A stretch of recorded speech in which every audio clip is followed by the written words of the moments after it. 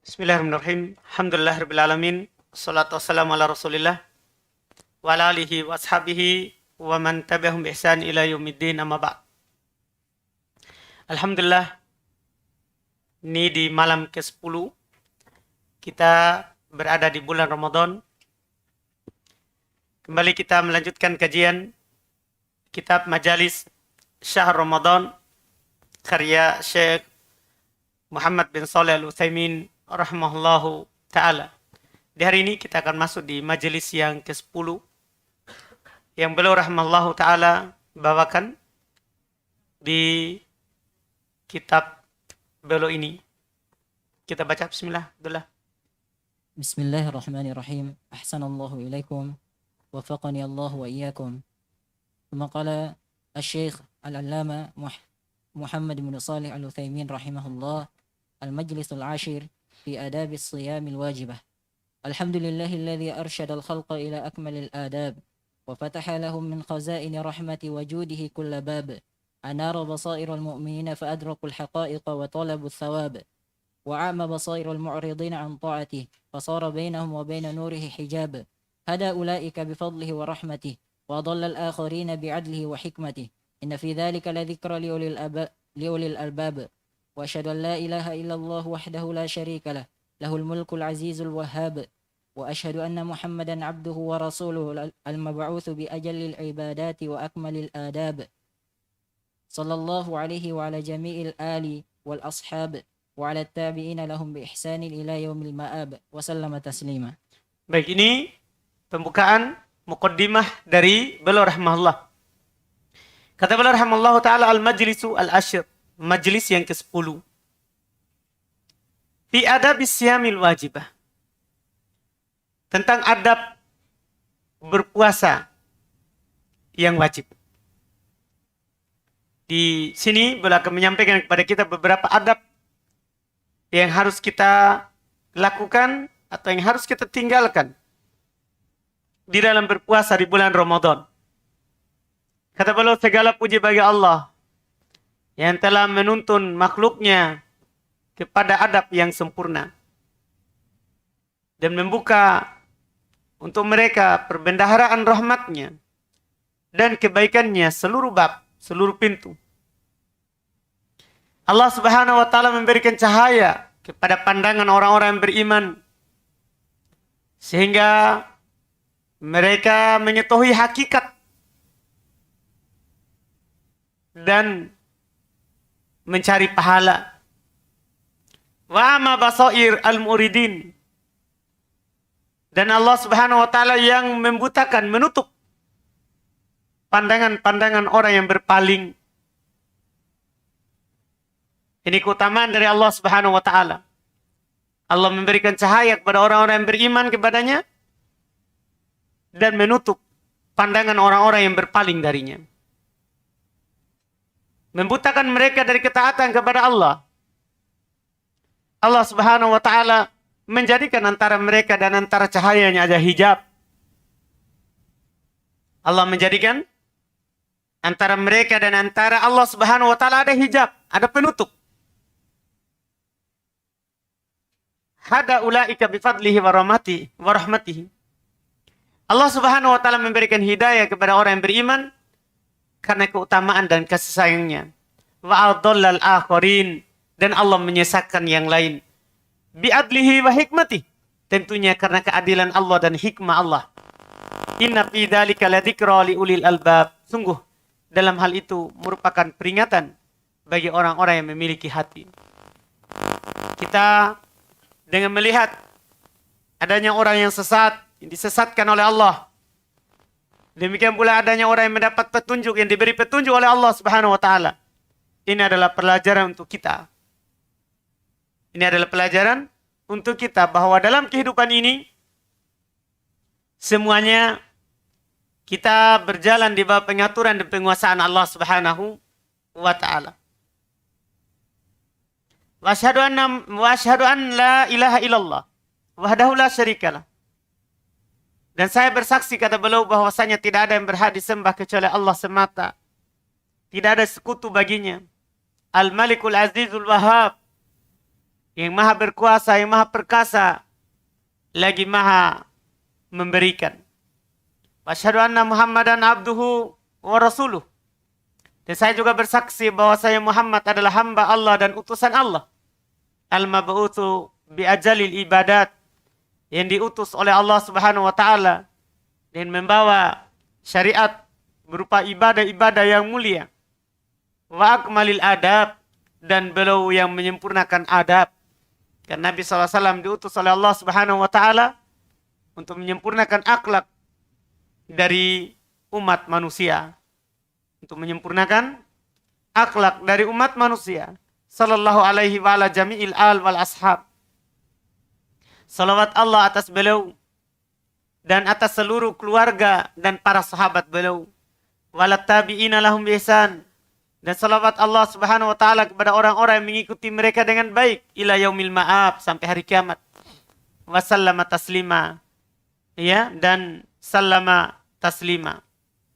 Kemudian kata beliau rahimahullah, ثم قال رحمه الله: إخواني اعلموا أن للصيام آدابا كثيرة لا يتم إلا بها ولا يكمل إلا بالقيام بها، وهي على قسمين: آداب واجبة لا بد للصائم من مراعاتها والمحافظة عليها، وآداب مستحبة ينبغي أن يراعيها ويحافظ عليها.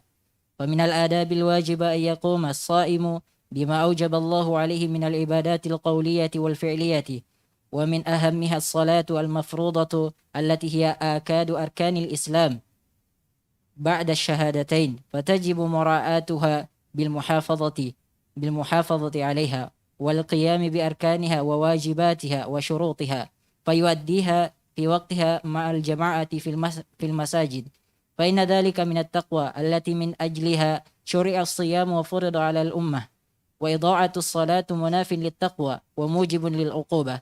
قال الله تعالى: فخلف من بعدهم خلف أضاعوا الصلاة واتبعوا الشهوات فسوف يلقون غيا إلا من تاب وآمن وعمل صالحا فأولئك يدخلون الجنة ولا يظلمون شيئا.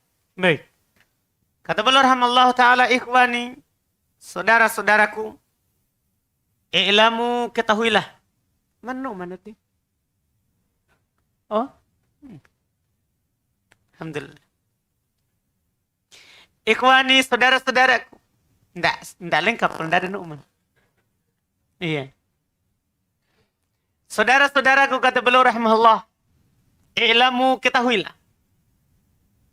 Anna lisyami adab katsira. Bahwasanya untuk puasa itu banyak adabnya. Jadi bukan hanya sekedar menahan makan dan minum, bukan. Berpuasa banyak adabnya.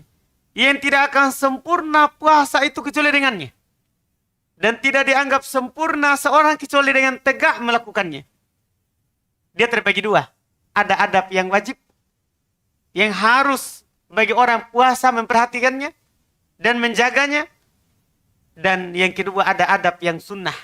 Sepantasnya seorang yang berpuasa itu menjaganya dan memperhatikannya. Memperhatikan dan menjaganya. Jadi dalam puasa itu ada adab yang wajib harus kita jaga. Dan ada adab yang sunnah.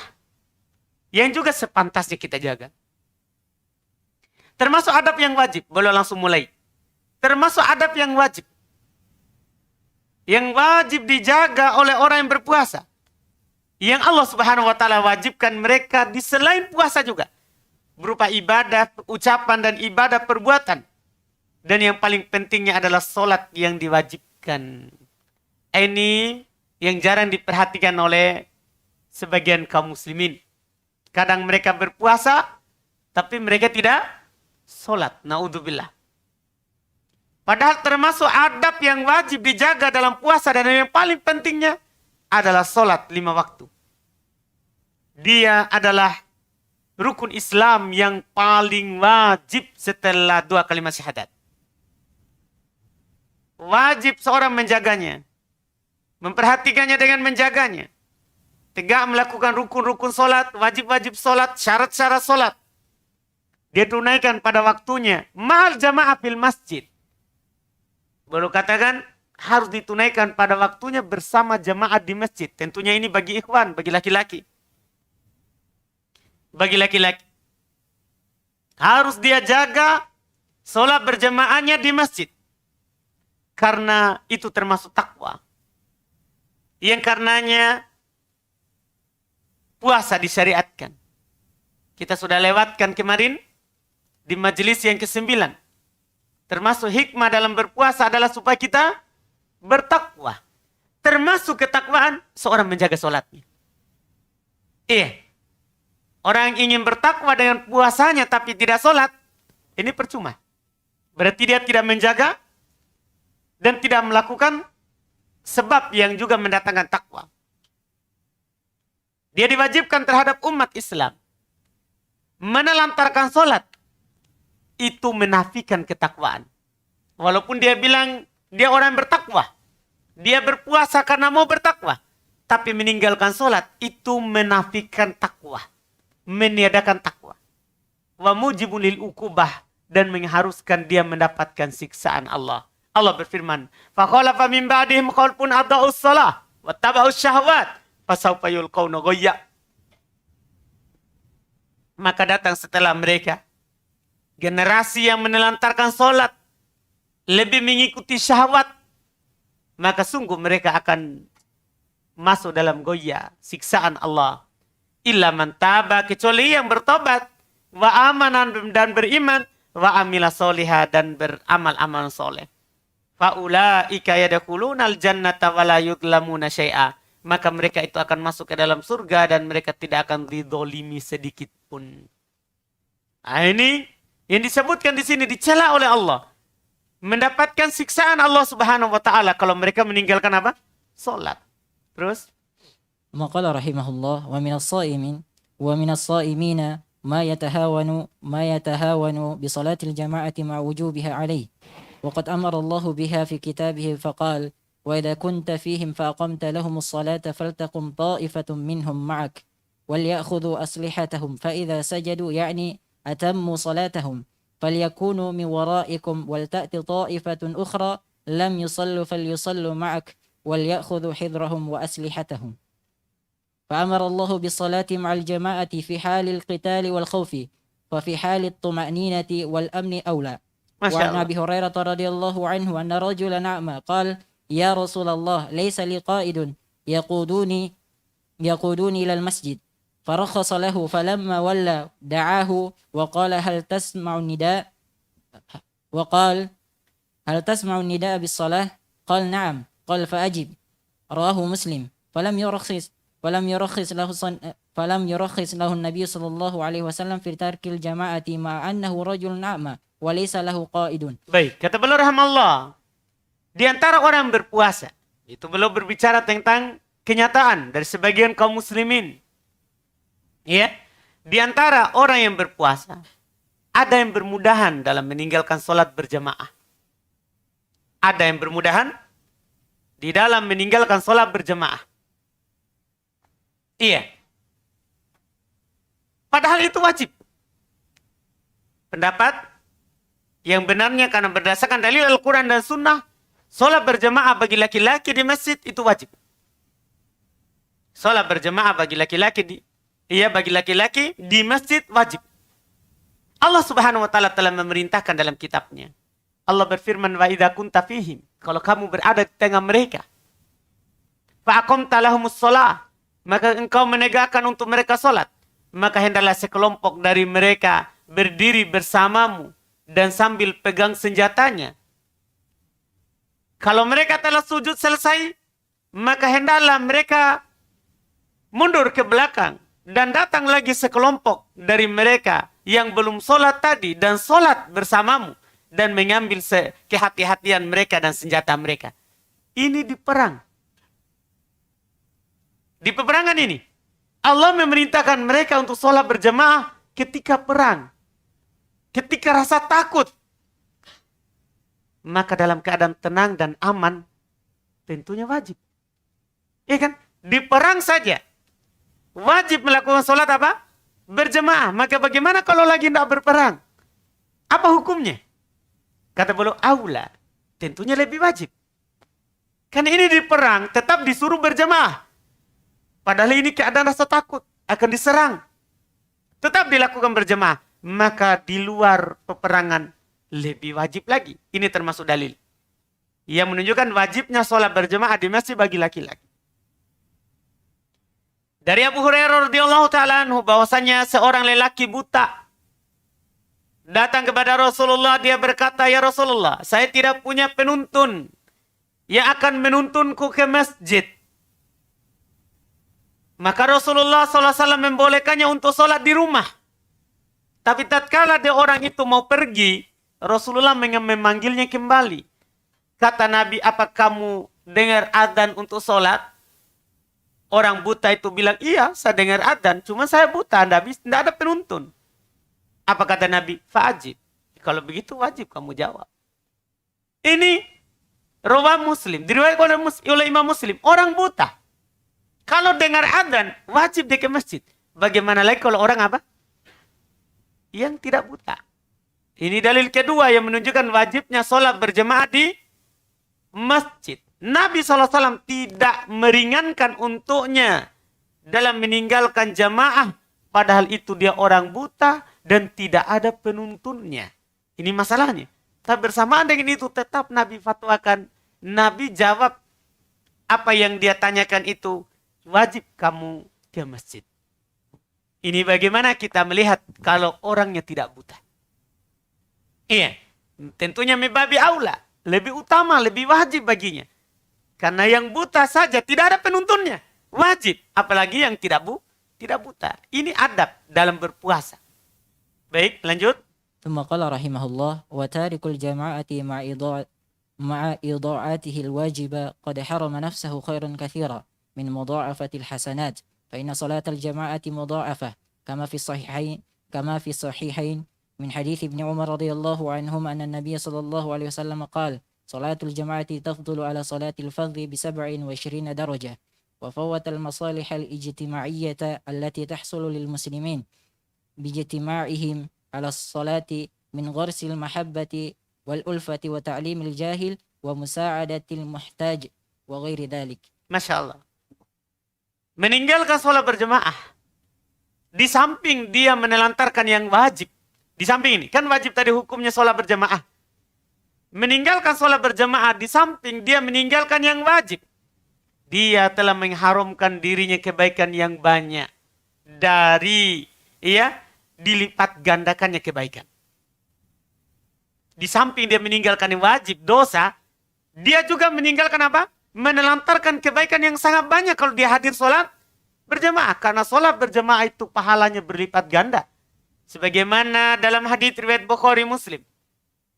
Dari Ibnu Umar radhiyallahu taala anhu bahwasanya Nabi SAW bersabda, "Sholatul jama'ati tafdulu ala sholatil faddi bisab'in wa isrina darajah."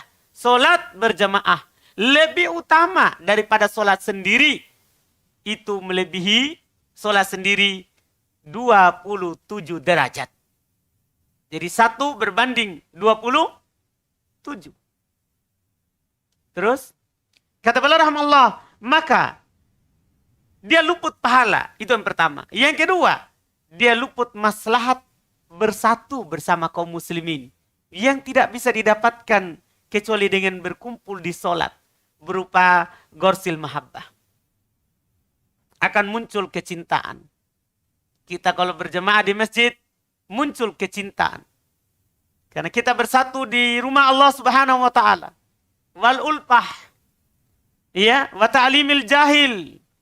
Di dalam berjemaah, orang-orang yang tidak tahu akan tahu, oh ternyata begini caranya sholat. Kan daripada dia di rumah, karena dia sholat ya hanya sekedar yang dia lihat saja orang. Wa musa'adatil muhtaj wa ghairi dzalik. Dan di dalam sholat berjamaah, kita bisa membantu orang-orang yang butuh dan selainnya. Terus ثم قال رحمه الله وبترك الجماعة يعرض نفسه للعقوبة ومشابهة المنافقين ففي الصحيحين عن أبي هريرة رضي الله عنه أن النبي صلى الله عليه وسلم قال أثقل الصلوات على المنافقين صلاة العشاء وصلاة الفجر ولو يعلمون ما فيهما لأتوهما ولو حبوا ولقد هممت أن آمر بالصلاة فتقام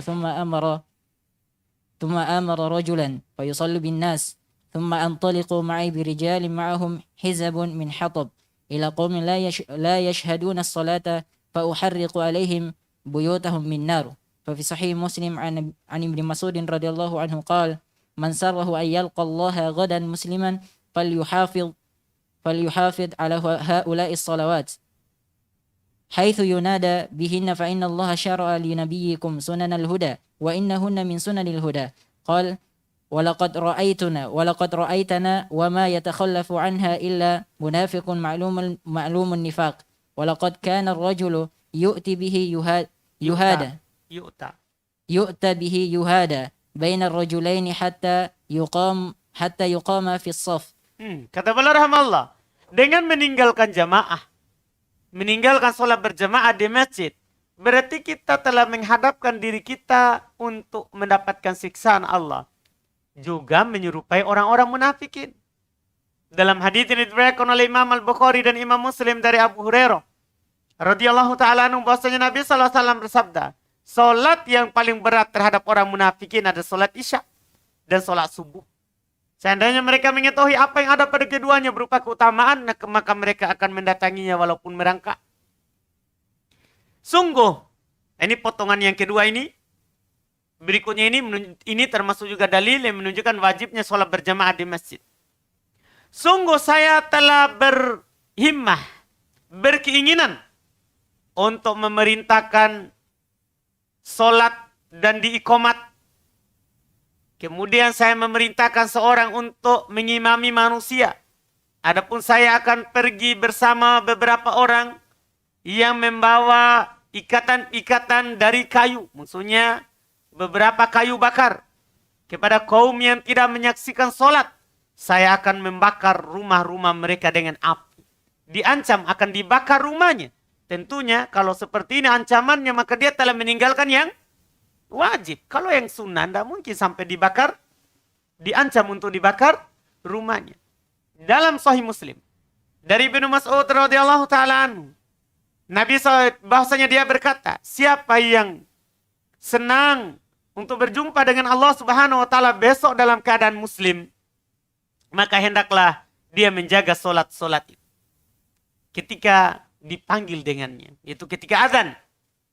Sungguhnya Allah Subhanahu wa taala telah mensyariatkan kepada nabi kalian sunnah-sunnah, jalan-jalan petunjuk. Dan sungguh mereka ini adalah jalan-jalan petunjuk, yaitu salat 5 waktu. Dia berkata juga, walaqad ra'aituna, sungguh saya telah melihat kami waktu itu di masa sahabat. Wa ma yatakhallafu anha illa munafiq. Kami para sahabat memandang bahwasannya kami tidaklah melihat orang yang luput, tidak hadir sholat berjamaah kecuali munafik yang dimaklumi kemunafikannya. Karena belum menggambarkan sungguh seorang di masa sahabat, dia didatangkan yuhada baina rajulain, dia dipapa antara 2 orang. Sampai ditegakkan diberdirikan di mana? Di shaf. Ini menunjukkan apa? Wajibnya sholat berjamaah. Terus ثم قال رحمه الله: ومن الصائمين من يتجاوز بالأمر فينام عن الصلاة في وقتها وهذا من أعظم المنكرات وأشد العضاءة للصلوات حتى قال كثير من العلماء إن من أخر الصلاة عن وقتها بدون عذر شرعي لم تقبل وإن صلى 100 مرة لقول النبي صلى الله عليه وسلم: من عمل عملا ليس عليه أمرنا فهو رد. رواه مسلم. والصلاة بعد وقتها ليس عليها أمر النبي صلى الله عليه وسلم فتكون مردودة غير مقبولة. Kata beliau rahmatullah, ini yang terakhir tentang sholat. Di antara orang yang berpuasa, ada yang berlebihan dalam tidur. Iya, habis sholat subuh, tindro, kerja. Iya, sampai luput dari sholat. Kadang juga habis sahur, tidur. Luput sholat subuh. Ini termasuk kemungkaran yang paling besar. Karena orang mau puasa tapi meninggalkan sholat. Ini kemungkaran yang paling besar. Wa asyaddu adha'atan lis-shalawat. Dan orang yang sangat menelantarkan sholat. Sampai kebanyakan ulama berkata, oh sungguh orang yang mengakhirkan sholat dari waktunya tanpa udzur syar'i. Kan tanpa udzur syar'i tidur. Dia tahu sholat sebentar akan ada, sahur habis sahur tidur. Padahal sudah di masjid sudah ribut-ribut. Itu dia tidur tanpa udzur syar'i, maka tidak akan diterima darinya walaupun dia sholat 100 kali untuk menggantinya. Karena Nabi SAW bersabda, siapa yang melakukan amalan tidak ada di atas perintah kami, maka dia tertolak. Perintah kami sholat di waktunya. Sekarang dia tidak sholat di waktunya. Maka sholatnya tidak diterima oleh Allah Subhanahu Wa Taala. Sholat setelah waktunya, itu bukan dari perintah Nabi. Maka dia ditolak, tidak diterima. Tidak diterima. Ini kata beliau rahimahullah. Ini tentang sholat. Kemudian berikutnya termasuk adab. ثم قال رحمه الله ومن الآداب الواجبة أن يجتنب الصائم جميع ما حرم الله ورسوله من الأقوال والأفعال فيجتنب الكذب وهو الإخبار بخلاف الواقع وأعظمه الكذب على الله ورسوله كي ينسب إلى الله أو إلى رسوله تحليل حرام أو تحريم حلال بلا علم. قال الله تعالى ولا تقولوا لما تصف ألسنتكم الكذب هذا حلال وهذا حرام لتفتروا على الله الكذب إن الذين يفترون على الله الكذب لا يفلحون متاع قليل ولهم عذاب أليم. وفي الصحيحين وغيرهما من حديث أبي هريرة رضي الله عنه وغيره أن النبي صلى الله عليه وسلم قال من كذب علي متعمدا فليتبوأ مقعده من النار. وحذر النبي صلى الله عليه وسلم من الكذب فقال إياكم والكذب فإن الكذب يهدي إلى الفجور وإن الفجور يهدي إلى النار ولا يزال الرجل يكذب ويتحرى الكذب حتى يكتب عند الله كذابا متفق عليه. Kata beliau rahimahullah, termasuk adab yang wajib dijaga saat berpuasa. Seorang yang berpuasa harus menjauhi seluruh yang diharamkan oleh Allah dan Rasulnya. Dari ucapan dan perbuatan. Dia harus menjauhi berdusta. Iya, tadi berupa kewajiban yang harus dia jaga. Sekarang berupa larangan harus dia jauhi. Dia harus menjauhi yang namanya al-kadhib. Apa itu al-kadhib? Wa huwa al-ikhbar bi khilafil waqi'. Yaitu mengabarkan sesuatu yang berbeda dengan kenyataannya. Yang tidak sesuai dengan kenyataannya. Itu namanya berdusta. Dan yang paling besarnya adalah berdusta atas nama Allah dan berdusta atas nama Rasulnya. Dia bilang ini dari hadis Nabi, padahal itu bukan hadis. Seperti dia sandarkan kepada Allah atau kepada Rasulnya, penghalalan yang haram atau pengharaman yang halal tanpa ilmu. Tanpa ilmu. Allah berfirman, "Wala taqulu lima tasifu alsinatukumul kadiba." Jangan kalian berucap dengan apa yang disifati oleh lisan-lisan kalian yang dusta. Ini halal, ini haram. Untuk mengadakan kedustaan atas nama Allah. Sungguh orang-orang yang mengada-adakan kedustaan atas nama Allah tidak akan beruntung. Mata'un qalil walahum adabun alim. Walahum adabun alim. Itu kalau dia dapat kebaikan dari kedustaan itu perhiasan yang sedikit. Dan bagi mereka nanti siksaan yang sangat menyakitkan. Dalam hadis riwayat Imam Al-Bukhari dan Imam Muslim dan selain keduanya. Dari Abu Hurairah radhiyallahu taala anhu dan selainnya. Nabi SAW bersabda, Man kadzaba alayya muta'ammidan falyatabawwa maq'adahu minan nar. Siapa yang berdusta atas namaku secara sengaja, maka hendaklah dia siapkan tempat duduknya dari neraka. Juga Nabi SAW mengingatkan dari berdusta. Beliau berkata, Iyyakum wal kadhiba, hati-hati kalian dari berdusta. Karena kedustaan itu akan mengantarkan kepada kefajiran. Dan kefajiran itu akan mengantarkan kepada neraka. Terus menerus seorang itu berdusta. Dan selalu berdusta sampai ditulis di sisi Allah sebagai pendusta. Ini diingatkan oleh Nabi kita Muhammad SAW. Ini yang kedua. Adab yang harus dijauhi oleh orang yang berpuasa. Tidak boleh berdusta. Yang ketiga.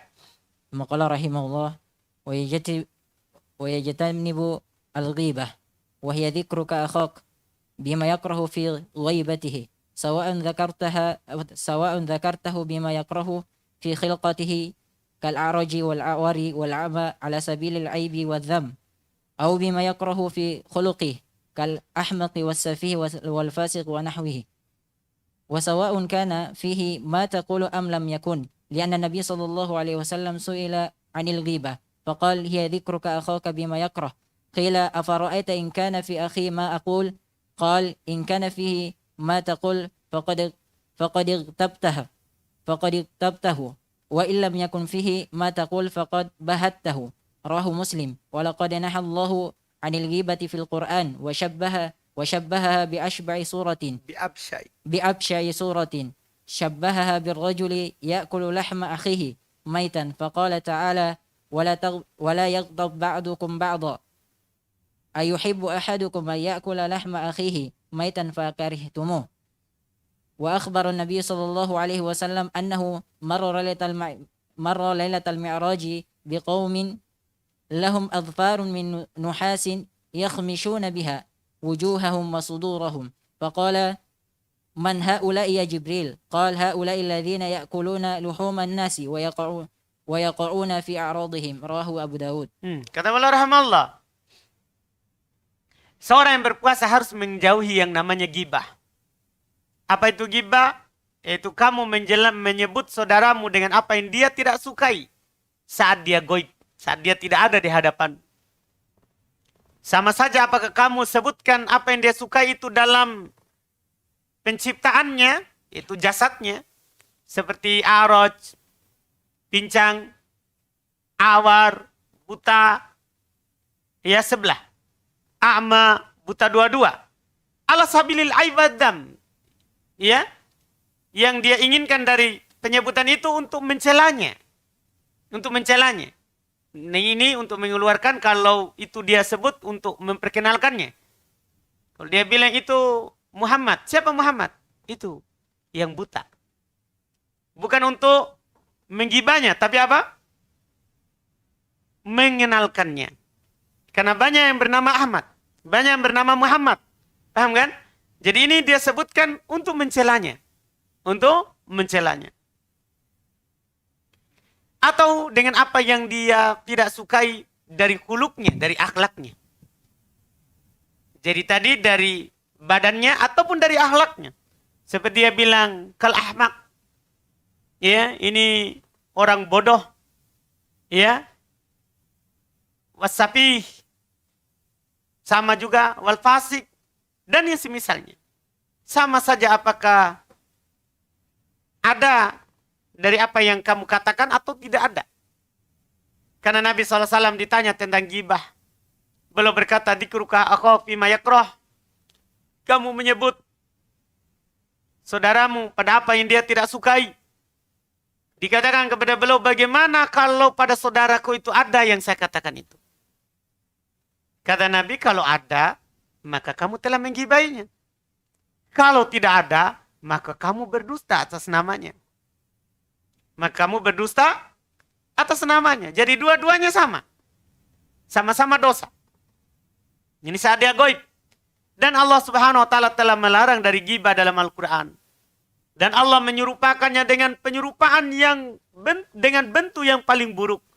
Allah menyerupakan dengan seorang kalau menggibah orang lain seperti dia seorang yang memakan daging saudaranya dalam keadaan sudah menjadi bangkai.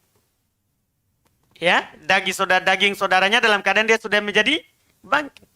Allah Subhanahu wa taala berfirman, la yaktab ba'dukum ba'da. Jangan sebagian kalian menggibai sebagian yang lain. Ayuhibbu ahadukum ayyakula lahma akihi maitan fakarihtumu.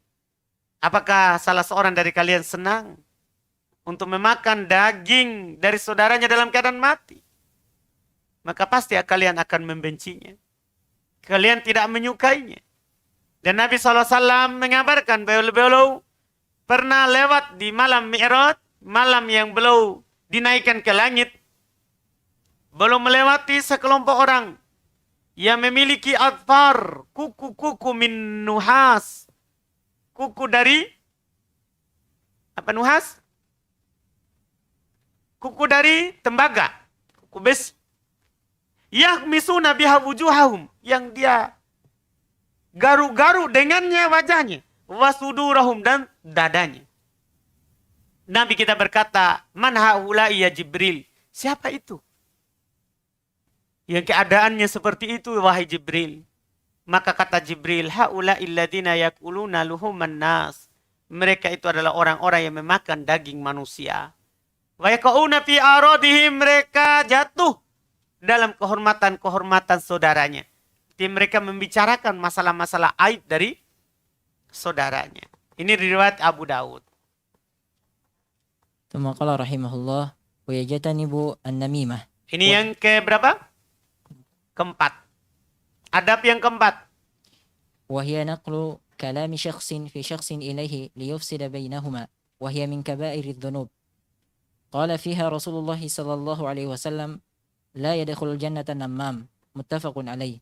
وفي الصحيحين من حديث ابن عباس رضي الله عنهما أن النبي صلى الله عليه وسلم مر بقبرين فقال إنهما لا يعذبان وما يعذبان في كبير أي في أمر شاق عليهما أما أحدهما فكان لا يستنزه من البول وأما الآخر فكان يمشي بالنميمة والنميمة فساد للفرد والمجتمع وتفريق بين المسلمين وإلقاء للعداوة بينهم ولا تطيع كل حلاف مهين هماز مشاء بنميم فمن نم إليك نم فيك فاحذره. Ini yang keempat. Orang yang berpuasa harus menjauhi yang namanya namimah. Apa itu namimah? Namimah itu menukil ucapan seorang kepada orang lain tujuannya untuk merusak hubungan keduanya. Itu namanya apa? Namimah. Jadi kalau ghibah, cerita saja, menceritakannya. Kalau yang namimah, mengadu domba. Antara keduanya, namimah termasuk dosa besar. Nabi SAW bersabda, la yadkhulul jannah nammam. Tidak akan masuk surga orang-orang yang suka melakukan namimah, mengadu domba. Ini riwayat Bukhari Muslim. Dalam riwayat Bukhari Muslim juga dari Ibn Abbas radhiyallahu taala anhuma bahwasanya Nabi SAW pernah melewati dua kubur. Beliau berkata, sungguh keduanya ini disiksa. Dan keduanya ini disiksa bukanlah dengan yang berat, perkara yang besar. Ya. Adapun salah satu dari keduanya, la yastanzihu minal baul, tidak cebok dari kencingnya. Adapun yang lain, kana yamsi bin namimah, dia berjalan di atas muka bumi untuk mengadu domba. Namimah itu merusak orang dan merusak masyarakat. Memisahkan antara kaum muslimin. Melemparkan permusuhan antara mereka. Makanya Nabi SAW bersabda, Allah Subhanahu wa Ta'ala berfirman, wala tuti' kulla hallafim mahin. Jangan kamu mentaati setiap orang yang suka bersumpah lagi hina. Hamazin, selalu mencela, mengejek, masya'in binamim, selalu berjalan untuk melakukan namimah, adu domba. Iya, dia ke sana ke sini untuk mengadu domba. Faman namma ilaik, hati-hati ini kaidah dari Syekh Ibnu Taimiyah rahimallahu. Faman namma ilaik namma fik. Bahdaru. Siapa yang menamimah orang lain kepadamu, menceritakan keburukan orang lain kepadamu, maka dia juga akan melakukan namimah terhadapmu ke orang yang lain. Hati-hati. Iya. Kalau dia cerita, santai saja. Bilang saja, seperti kaidahnya teman saya. Mana itu pelakunya? Iya. Jangan buat apa-apa. Karena itu dia akan menukil nanti ke sana. Iya. Itu lebih selamat. Iya, kaidahnya itu. Bilang saya, nanti dia nukil. Dia bilang, biar aja. Kan cuman Dia bilang, mau dia apa? Iya. Itu Nu'man tidak tahu ya. Kan itu kelas khusus. Iya. Begitu saja. Iya. Jadi kalau dia cerita, enggak usah. Karena kaidahnya begitu. Kalau ada orang menamimah orang lain di antum, dia akan menamimah juga antum. Di orang sana. Karena memang tujuannya untuk apa? Mengadu domba. Iya, mengadu domba. Jadi yang seperti itu jangan dilayani. Jangan dilayani. Karena akan begitu terjadinya. Iya, karena tujuannya untuk merusak antara sesama. Antara sesama. Ini yang keberapa ini adab dalam berpuasa. Walaupun semua adab ini berlaku di luar Ramadan. Cuman di Ramadan harus kita tahan itu. Harus kita tahan ini. Kemudian berikutnya yang berapa sekarang?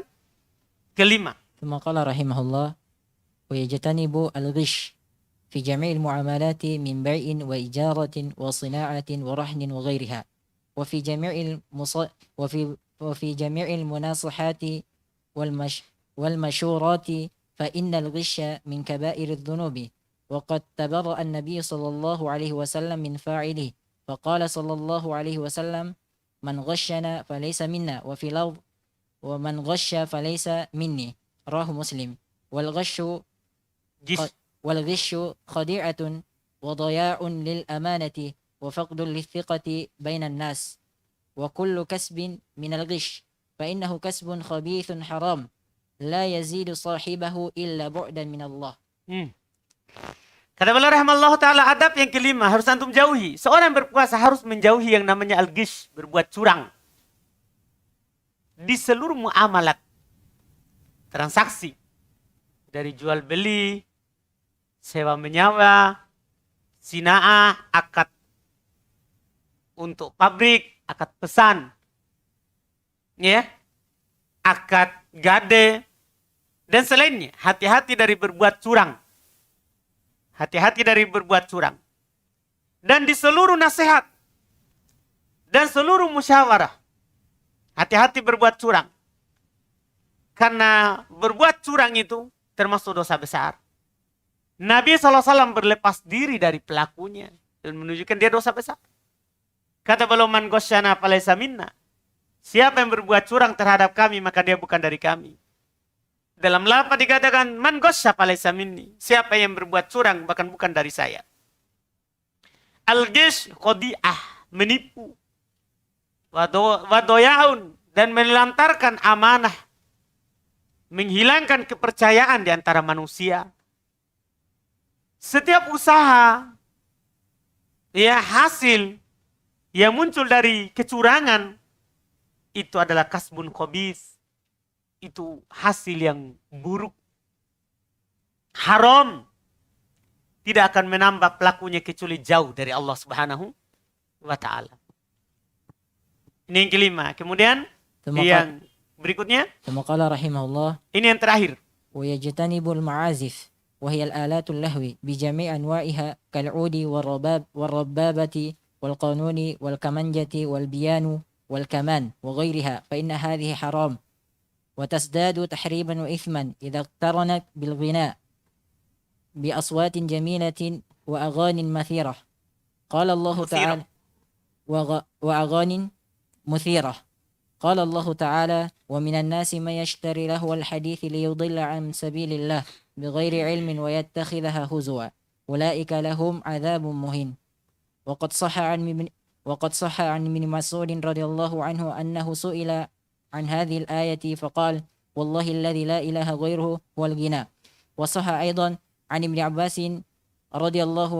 عباس وابن عمر رضي الله عنهما وذكر ابن كثير عن جابر وإكرمة وسعيد بن جبير ومجاهد وقال الحسن نزلت هذه الآية في الغناء والمزامير وقد حذر النبي صلى الله عليه وسلم من المعازف وقرنها بالزنا فقال صلى الله عليه وسلم لا يكونن من أمتي أقوام يستحلون الحر والحرير والخمر والمعازف رواه البخاري فالحر الفرج والمراد به الزنا ومعنى يستحلون أي يفعلونها فعل المستحيل لها بدون المبالة. Baik, selesai. Ini yang keberapa sekarang? Yang keenam. Seorang yang berpuasa harus menjauhi yang namanya ma'azif. Alat-alat musik. Tanpa nyanyian. Iya, alat-alat musik. Seorang yang berpuasa harus menjauhi itu. Dia alat-alat yang melalaikan. Dengan seluruh jenisnya. Kal'ud, warabbabah, wal qanun, wal kamanja, wal biyanu. Ini semuanya alat musik. Ud. Apa ud? Hah? Bisa dikatakan dia suling. Suling. Warabbabah. Rebana. Wal qanun wal kamanja. Kalau qanun ini masuk di kamanja, gitar. Wal piano, piano. Wal kaman wa ghairiha. Semua yang namanya alat musik. Itu diharamkan. Tidak boleh didekati kalau kita lagi berpuasa. Ini hal-hal yang wajib dijauhi. Semua ini haram. Kata beliau rahimahullah ta'ala. Dan ini disepakati. Tidak ada perselisihan akan haramnya alat musik. Tidak ada perselisihan akan diharamkannya alat musik. Iya? Ada pendapat yang syad tidak dianggap. Yaitu apa yang dinukil dari Ibn Hazm. Rahimahullah. Yang beliau katakan tidak ada dalil yang sahih. Tapi dibantah karena dalilnya ini diantaranya. Al-Quran dengan hadis dari Nabi SAW riwayat Imam Al-Bukhari. Dan tambah pengharamannya dan akan bertambah dosanya kalau digandengkan dengan nyanyian. Jadi alat musiknya itu sudah haram. Tambah dosanya, tambah pengharamannya kalau disertai oleh nyanyian. Dengan suara yang indah. Penyanyi yang walaupun nyanyinya Aisyah, naudzubillah. Hati-hati antum. Karena banyak orang bilang ini kan nyanyiannya baik.